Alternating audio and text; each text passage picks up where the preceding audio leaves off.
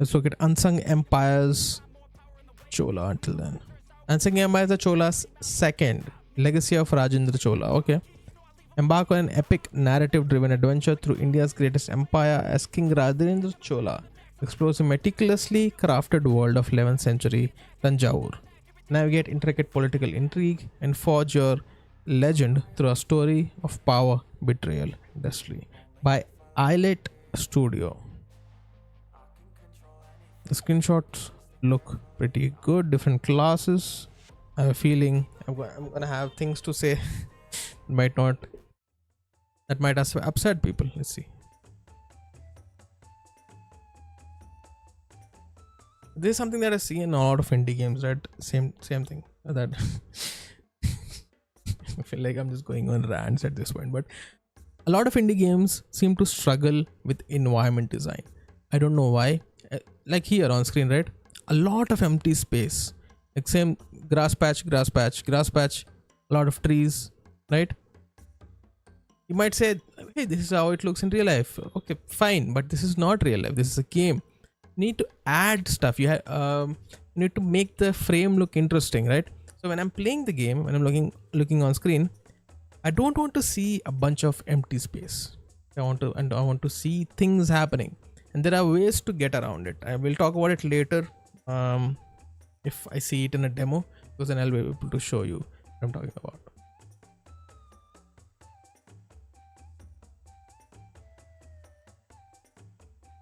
See, like this is beautiful. See, there is a lot of environment, there are people taking up space. I would put something here, maybe a little market or something just to take up space on the screen. There's just not empty place, right? Something just to fill up things. So you're the king in disguise, exploring your own kingdom, I guess.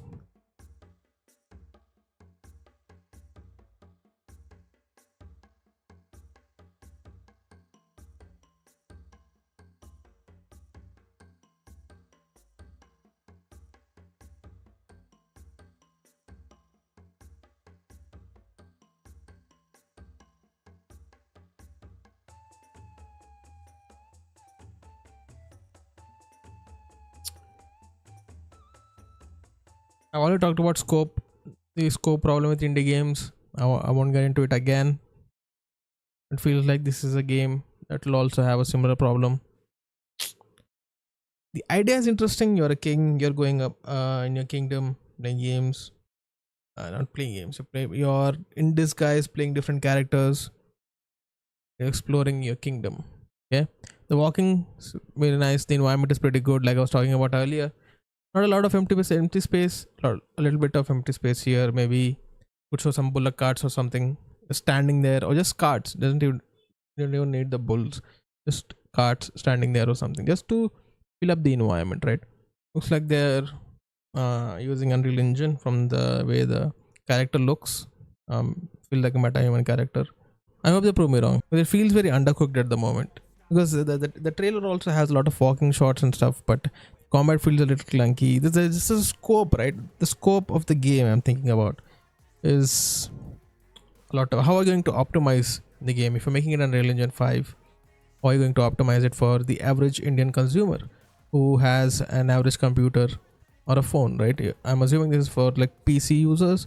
So how are you going to optimize it?